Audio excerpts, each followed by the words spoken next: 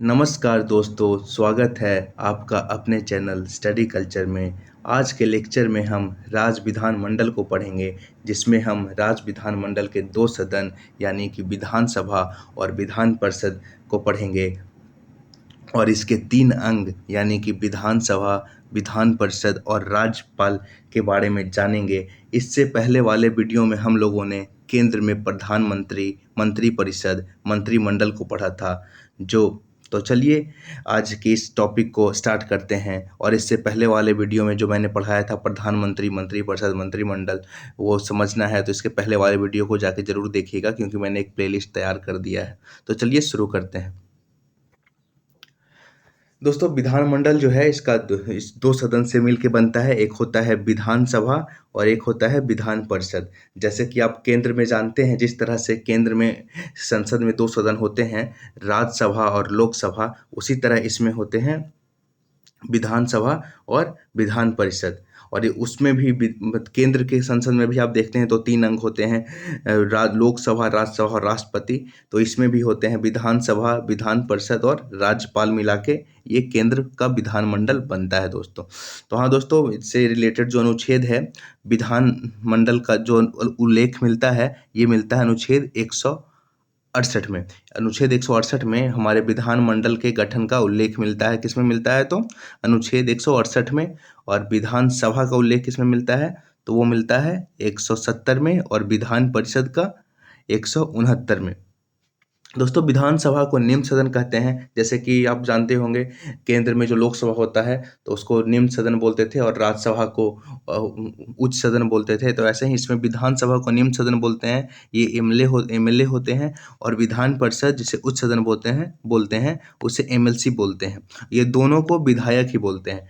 जैसे कि केंद्र में जो होते हैं, चाहे आप लोकसभा में हो चाहे आप राज्यसभा में हो, दोनों को सांसद बोलते हैं। वैसे ही एमएलए या एमएलसी दोनों को हम लोग विधायक बोलते हैं। कई राज्य में विधानमंडल एक सदनीय है, यूनिकैमरल है। तो दोस्तों, जैसे कि केंद्र में लोकसभा और राज्यसभा दोनों का होना अनिवार्य है। वो दोनों बाईकैमरल है, मतलब द्विसदनीय है। केंद्र हमेशा द्विसदनीय होगा। ऐसा नहीं है कि आप राज्यसभा को हटा दीजिएगा। लोकसभा और राज्यसभा को मतलब एग्जिस्ट करना ही है, रहना ही पड़ेगा। लेकिन राज्य में राज्य विधानमंडल जो होता है उसमें ऐसा नहीं है। कई बहुत सारे स्टेट हैं जिसमें मतलब बाईकैमरल नहीं, द्विसदनीय विधान परिषद नहीं है, सिर्फ विधानसभा ही है। तो वही इसमें लिखा हुआ है दोस्तों कि कई राज्यों में विधानमंडल एक सदनीय है, मतलब यूनिकैमरल है। और कई राज्यों में जो विधानमंडल है वो द्विसदनीय है, मतलब दो सदन का है, जिसमें विधानसभा और विधान परिषद दोनों है। तो राज्य के मन पे ऊपर डिपेंड करता है कि राज्य अपना मतलब इसके लिए विधान परिषद रखना चाहता है या नहीं रखना चाहता है। ये राज्यसभा जो है मतलब राज्य जो है वो संसद में भेज के विधान परिषद को पारित करवा भी सकता है, और इसका मन ना हो तो अपने वो हटा भी सकता है। जैसे कि पहले जो था इसमें वेस्ट बंगाल में जो था वो ये था, विधान सभा और विधान परिषद वेस्ट बंगाल में दोनों था। लेकिन अब विधान परिषद ने एक स्पेशल मेजोरिटी के साथ एक कानून पास किया, उसे संसद में भेजा और संसद ने उसे सिंपल मेजोरिटी से पास करके जो वेस्ट बंगाल, जो पश्चिम बंगाल में जो विधान परिषद था उसको खत्म कर दिया। तो पहले याद रखिएगा दोस्तों, पहले जो था पश्चिम बंगाल में द्विसदनीय व्यवस्था थी, विधानसभा भी थी और विधान परिषद भी थी, लेकिन अब नहीं है। चलिए अब आगे बढ़ते हैं। अनुच्छेद 168, राज्यों में विधानमंडलों का गठन। तो मैंने पहले ही बताया दोस्तों कि अनुच्छेद जो 78 है उसमें राज्यों में विधानमंडलों का गठन से बारे में प्रावधान मिलता है। 169 में राज्यों के लिए विधान परिषदों की स्थापना, मतलब राज्य में विधान परिषद का स्थापना होगा। ये किसमें उल्लेखित मिलता है दोस्तों? ये मिलता है अनुच्छेद 169 में। 170 में अनुच्छेद में जो प्रावधान मिलता है वो मिलता है विधानसभा की संरचना। और अनुच्छेद 171 में जो प्रावधान मिलता है वो मिलता है विधान परिषद की संरचना। जो विधान परिषद की संरचना कैसी होगी, चलिए अब आगे बढ़ते हैं। विधानसभा और विधान परिषद में क्या क्या अंतर है ये जानते हैं। विधानसभा को निम्न सदन बोलते हैं, मैंने बताया कि विधानसभा निम्न सदन होता है। इसे लेजिस्लेटिव असेंबली बोलते हैं यानी कि विधानसभा, और इसे लेजिस्लेटिव काउंसिल बोलते हैं यानी कि विधान परिषद। इसे जनता का सदन कहते हैं क्योंकि हम लोग अपने जो विधायक हैं उन्हें प्रत्यक्ष रूप से जाकर के वोट दे के चुनते हैं, इसलिए इसे जनता का सदन बोलते हैं। इसे प्रथम सदन बोलते हैं। और ये सॉरी दोस्तों, विधानसभा जो होता है ये, एक सेकेंड, एरर हो गया है, याद रखिएगा। यहाँ पे मेरा एक टाइपिंग एरर है, इससे मतलब या ये जो है ये अस्थाई नहीं, ये अस्थाई सदन है, अस्थाई, और ये जो है ये स्थाई सदन है। तो याद रखिएगा दोस्तों, यहाँ पे टाइपिंग एरर है, इससे मतलब आप कंफ्यूज मत हो जाइएगा। मैंने यहाँ पे ये कर दिया टाइपिंग एरर। ये जो विधानसभा जो होता है वो अस्थाई होता है, और विधान परिषद जो होता है अस्थाई होता है। तो ध्यान रखिएगा दोस्तों। ये युवाओं का सदन है, क्योंकि इसमें मतलब प्रत्यक्ष रूप से युवा इसके विधायक को चुन के लाते हैं। सभी राज्यों के अलावा, यहाँ पे भी देखिए एक टाइपिंग एरर है दोस्तों, उसके लिए माफ़ कीजिएगा। सभी राज्यों के अलावा केंद्र, बहुत सारे केंद्र शासित प्रदेशों में भी विधानसभा हैं। जैसे कि दिल्ली है हमारा, ये केंद्र शासित प्रदेश है, यहाँ भी विधान मतलब हमारे मुख्यमंत्री होते हैं। पुडुचेरी में भी मुख्यमंत्री होते हैं, और जम्मू कश्मीर भी केंद्र शासित प्रदेश है, लेकिन यहाँ भी मुख्यमंत्री होते हैं। तो चलिए दोस्तों, अब विधान परिषद देखते हैं। विधान परिषद को उच्च सदन बोलते हैं। ये लेजिस्लेटिव काउंसिल यानी कि विधान परिषद है। यह चर्चित लोगों का सदन है, क्योंकि यहाँ पे मतलब बहुत बहुत फेमस लोगों को ही मतलब इसका टिकट मिलता है, जो बहुत फेमस होते हैं। द्वितीय सदन इसको बोलते हैं। ये अस्थाई होता है, ये नहीं, ये अस्थाई होता है दोस्तों, याद रखिए, ये अस्थाई होता है, ये कभी भंग नहीं होता। विधानसभा भंग हो सकता है कभी भी, लेकिन विधान परिषद कभी भंग नहीं होता है। बड़ों का सदन, बड़े लोगों का सदन है, और वर्तमान में विधान परिषद 6 राज्यों में है। हाँ तो दोस्तों, जैसा कि मैंने बताया कि विधान परिषद सभी मतलब राज्य रख भी सकते हैं, नहीं भी रख सकते हैं, ये राज्य के ऊपर डिपेंड करता है। तो विधान परिषद वाले जो राज्य हैं वो हमारा बिहार है, उत्तर प्रदेश है, महाराष्ट्र है, तेलंगाना है, कर्नाटक है, और आंध्र प्रदेश है। तो दोस्तों, पहले मैंने बताया था कि कलकत्ता में भी विधान परिषद था, लेकिन अब वो नहीं है, तो इसलिए मैंने इसमें से हटा दिया। तो जो टोटल जो विधान परिषद वाले राज्य हैं वो 6 राज्य हैं। वो हैं बिहार, उत्तर प्रदेश, महाराष्ट्र, तेलंगाना, कर्नाटक और आंध्र प्रदेश। याद रखिएगा दोस्तों। अब पढ़ते हैं डिटेल में। हाँ, तो मैंने बताया था दोस्तों कि विधानमंडल जो है वो 2 सदन से मिलके और 3 अंग से मिलके बनता है। तो जिसमें विधानमंडल का जो 2 सदन है वो है विधानसभा और विधान परिषद, और जो 3 अंग है वो है विधानसभा, विधान परिषद और राज्यपाल। तो इसके बारे में हम डिटेल में जानेंगे दोस्तों। तो चलिए अनुच्छेद 168 के बारे में जानते हैं। अनुच्छेद 168 के अनुसार प्रत्येक राज्य में एक विधानमंडल होगा, जो राज्यपाल और 2 सदनों से मिलकर बना होगा। जहां किसी राज्य के विधानमंडल के 2 सदन हैं, वहां एक का नाम विधान परिषद और दूसरे का नाम विधानसभा होगा, और जहां केवल एक सदन होगा उसका नाम विधानसभा होगा। तो हाँ दोस्तों, मैंने जैसे कि पहले बताया कि अनुच्छेद 178 में विधानमंडल के गठन के बारे में डिटेल में बताया गया है, जिसमें बताया गया है कि एक विधानमंडल होगा जिसके 3 अंग होंगे, विधान परिषद, विधानसभा और राज्यपाल होंगे। और जिस राज्य में विधान परिषद नहीं होंगे उसमें सिर्फ एक सदन होगा, वो कौन होगा? विधानसभा होगा। तो चलिए दोस्तों, अब अनुच्छेद 169 पे आते हैं। अनुच्छेद 169 में राज्यों में विधान परिषद की स्थापना और समाप्ति। जो अनुच्छेद 169 में है वो विधान परिषद का प्रावधान मिलता है कि विधान परिषद, राज्यों में एक विधान परिषद की होगा, मतलब इसका स्थापना हो भी सकता है, और इसे समाप्त कैसे करते हैं इसका जो मतलब प्रावधान मिलता है ये अनुच्छेद 169 में मिलता है। तो विधान परिषद की स्थापना और समाप्ति के लिए किसी भी राज्य की विधानसभा कुल सदस्यों के पूर्ण बहुमत तथा उपस्थित मतदाता करने वाले सदस्यों के 2/3 बहुमत से पारित होंगे। विधानसभा से पारित विधेयक संसद के दोनों सदनों से साधारण बहुमत से पास हो जाता है, फिर राष्ट्रपति के हस्ताक्षर के लिए भेज दिया जाता है। तो हाँ दोस्तों, मैंने जैसे कि बताया कि 169 में विधान परिषद की स्थापना और समाप्ति का उल्लेख मिलता है।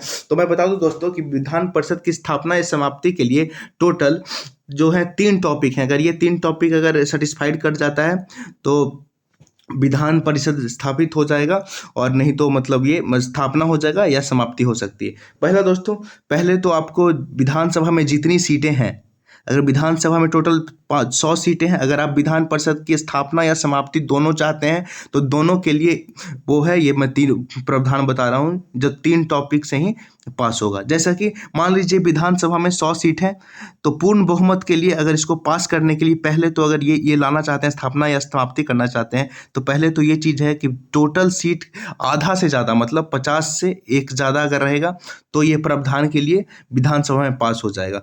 और इसे संसद में भेजने के लिए मतलब केंद्र संसद में भेजने के लिए आपको जो मौजूद सदस्य हैं विधानसभा में, उसके 2/3 मतलब मान लीजिए 6 सदस्य मौजूद हैं, तो उसके 2/3 सदस्य अगर इस पे हस्ताक्षर कर देते हैं, अगर बहुमत दे देते हैं, तब ये केंद्रीय संसद में पहुंच जाएगा। या 90 सदस्य अगर अवेलेबल हैं, तो इसके 2/3 अगर का बहुमत मिल जाता है तो ये केंद्र में जाएगा और केंद्र में साधारण बहुमत से पास हो जाएगा। केंद्र में मतलब साधारण बहुमत मतलब 50+1 अगर अधिक मतलब आधा से एक अगर ज़्यादा है तो केंद्र में पारित हो जाएगा और विधान परिषद की स्थापना हो जाएगी और समाप्ति हो जाएगी। तो याद रखिएगा दोस्तों कि विधान परिषद की स्थापना के लिए मतलब स्टेट में मतलब विधानसभा में स्पेशल मेजोरिटी चाहिए, स्पेशल मेजोरिटी, और संसद में मतलब केंद्र में संसद में सिंपल मेजोरिटी से पास हो जाए तो ये स्थापना विधान परिषद की हो जाएगी, नहीं तो नहीं होगी। मतलब स्थापना और समाप्ति के लिए विधान परिसभा में स्पेशल मेजोरिटी चाहिए और संसद में सिंपल मेजोरिटी चाहिए। अगर विधानसभा में स्पेशल मेजोरिटी से पास हो गया और संसद में सिंपल मेजोरिटी से पास हो गया तो इसका स्थापना हो जाएगा और समाप्ति करना चाहते हैं तो समाप्ति हो जाएगा। तो ये आपको समझ में आ गया होगा दोस्तों। और अगर नहीं समझ में आया होगा 169 तो आप मुझे कमेंट बॉक्स में लिख दीजिएगा, मैं इसे डिटेल में फिर से बना के एक ही टॉपिक मैं दे दूंगा। अब आते हैं विधानसभा और विधान परिषद का कार्यकाल और इसकी योग्यताएं देखते हैं। तो विधानसभा का जो कार्यकाल होता है वो 5 साल होता है, याद रखिएगा। इसकी जो योग्यता है, भारत का नागरिक हो, आयु 25 साल हो, सरकार के किसी लाभ के पद पर ना हो और पागल व दिवालिया ना हो, और इसका प्रत्यक्ष रूप से चुनाव होता है। मैंने बताया कि हम लोग जो विधायक जो हैं, जो विधानसभा के विधायक को है प्रत्यक्ष रूप से चुनते हैं, लेकिन विधान परिषद के जो विधायक हैं उसको प्रत्यक्ष रूप से नहीं चुनते हैं। प्रत्येक 2 वर्ष में 1/3 सदस्य सेवानिवृत्त हो जाते हैं और उनके स्थान पर नए सदस्य आते हैं। तो हाँ दोस्तों, ये मैंने बताया था कि ये अस्थाई है, ये कभी भंग नहीं होता, इसलिए क्योंकि 2 वर्ष में 1/3 सदस्य सेवानिवृत्त ही हो पाते हैं, बाकी तो रहते ही हैं। और फिर 2 साल में चुनाव होता है और 1/3 सदस्य फिर आ जाते हैं। योग्यता, भारत का नागरिक हो, आयु 30 वर्ष हो, सरकार के किसी लाभ के पद पर ना हो, पागल व दिवालिया ना हो विधान परिषद में। और इसका चुनाव जो होता है अप्रत्यक्ष रूप से होता है। विधान परिषद के सदस्यों का चुनाव, तो हाँ दोस्तों, अब बताते हैं कि अप्रत्यक्ष रूप से कैसे चुनते हैं इनको, विधान परिषद के सदस्यों को। तो 1/3 सदस्य जो विधान परिषद के होते हैं वो विधानसभा के सदस्यों द्वारा चुने जाते हैं। 1/3 सदस्य विधानसभा के ही सदस्य चुनते हैं और 1/3 सदस्य को स्थानीय निकायों द्वारा चुना जाता है दोस्तों। हमारे जो स्थानीय निकाय हैं वहां से चुन के आते हैं। और 1/6 सदस्य जो हैं वो राज्यपाल के द्वारा मनोनीत किए जाते हैं। और विधानसभा के 1/6 सदस्य जो होते हैं वो राज्यपाल के द्वारा मनोनीत किए जाते हैं। और 1/12 सदस्य उन ग्रेजुएटों द्वारा निर्वाचित होते हैं जिन्होंने कम से कम 3 वर्ष पूर्व स्नातक किया हो। जैसे कि स्नातक अगर 2023 है, अगर किसी ने स्नातक 2020 में कर लिया है, ग्रेजुएशन कर लिया है, तो वो ही सिर्फ निर्वाचन के लिए योग्य होंगे, वो इसका निर्वाचन। तो 1/12 सदस्य हैं वो ग्रेजुएट पर्सन, जो हम लोग जैसे हम ग्रेजुएट हैं तो हम 3 साल नहीं 4 साल पहले 5 साल पहले ग्रेजुएट हुए हैं, तो हम इन 1/12 सदस्य को हम चुनाव अपना वोट दे करके चुन सकते हैं। तो 1/12 सदस्य स्नातकों द्वारा चुने जाते हैं जो कम से कम 3 वर्ष पूर्व स्नातक कर लिए हों। और 1/12 सदस्य उन अध्यापकों द्वारा निर्वाचित होते हैं जो कम से कम 3 वर्षों से माध्यमिक पाठशालाओं अथवा उनसे ऊंची कक्षाओं में शिक्षण का कार्य कर रहा हो। और 1/12 सदस्य उन अध्यापकों द्वारा चुन के आते हैं जो कम से कम 3 वर्ष से माध्यमिक पाठशाला मतलब मध्य विद्यालयों में शिक्षा का काम कर रहे हो या उनसे ऊंचे संस्थानों में शिक्षण का कार्य कर रहे हो। तो इतना समझ में आ गया दोस्तों कि विधान परिषद के सदस्यों का चुनाव किस प्रकार होता है। तो चलिए अब आगे बढ़ते हैं। विधानसभा, देखिए दोस्तों, विधानसभा में अधिकतम सदस्यों की जो संख्या हो सकती है वो 500 हो सकती है और न्यूनतम संख्या जो हो सकती है वो 60 हो सकती है। याद रखिएगा, विधानसभा में अधिकतम संख्या 500 और न्यूनतम संख्या जो है वो 60 हो सकती है। लेकिन कुछ इसमें अपवाद भी है दोस्तों कि कुछ ऐसे राज्य हैं जिसमें 60 से भी कम विधानसभा की सीटें हैं। तो अपवाद में गोवा है दोस्तों, तो गोवा में मात्र 40 विधानसभा की सीटें हैं। मिजोरम में भी 40 ही विधानसभा की सीटें हैं। सिक्किम में उससे भी कम है, 32 विधानसभा की सीटें हैं। और पुडुचेरी में 30 विधानसभा की सीटें हैं दोस्तों। तो हाँ दोस्तों, विधानसभा का में सीटों का जो ये है वो मैंने बता दिया कि कुछ कुछ जो अपवाद हैं इसमें 60 से कम है, लेकिन अधिकतम 500 सीटें होंगी और न्यूनतम 60 होंगी। और 4 स्टेट ऐसे हैं जहां 60 से भी कम है, वो हो गए गोवा, मिजोरम, सिक्किम और पुडुचेरी दोस्तों। ये एग्जाम में पूछ लेते हैं, इसलिए मैंने यहाँ पे अपवाद भी यहाँ पे डिटेल में बता दिया। अधिकारी जो होते हैं दोस्तों विधानसभा के 2 होते हैं, एक अध्यक्ष होते हैं, एक उपाध्यक्ष होते हैं। ये विधानसभा के सदस्यों द्वारा ही चुन के आते हैं। अब आते हैं विधान परिषद में दोस्तों। तो संसद की संख्या संसदों की संख्या जो होती है विधानसभा के सदस्यों के कुल संख्या के 1/3 के बराबर। अगर मान लीजिए दोस्तों कि मतलब विधानसभा की अधिकतम संख्या 500 है, तो उसका जो 1/3 सदस्य होगा, मतलब कि समझ लीजिए कि कितना मान लीजिए 150 के लमसम में, 150 या 160 के लमसम में। अगर 500 सीटें हैं तो 150 या 170 ही होंगे इसमें। अगर न्यूनतम 160 हैं तो 1/3 इसका करेंगे तो कितना हो जाएगा, न्यूनतम 20 सीटें होंगी, है कि नहीं।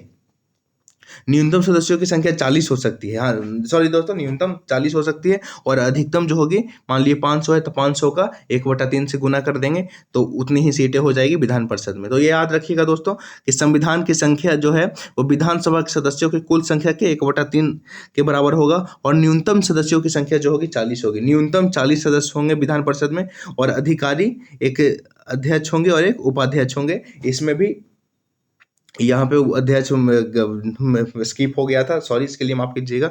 तो अधिकारी, और ये भी विधान परिषद के ही सदस्यों द्वारा चुन के आएंगे, अध्यक्ष भी और उपाध्यक्ष भी। तो चलिए अब आगे बढ़ते हैं, एक आरक्षण के बारे में जान लेते हैं कि अनुच्छेद 332 के अनुसार राज्य के विधानसभा में जनसंख्या के अनुपात में SC ST और जातियों का आरक्षण दिया गया है। हाँ दोस्तों, तो याद रखिएगा कि हमारे कुछ दबे कुचले जो लोग हैं SC ST हैं, इन्हें मतलब आगे आने के लिए कुछ सीटों को रिजर्व किया गया है। तो इनकी जनसंख्या है, जैसे जनसंख्या के अनुपात में ही SC और ST जातियों को आरक्षण दिया गया है विधानसभा के सीटों में।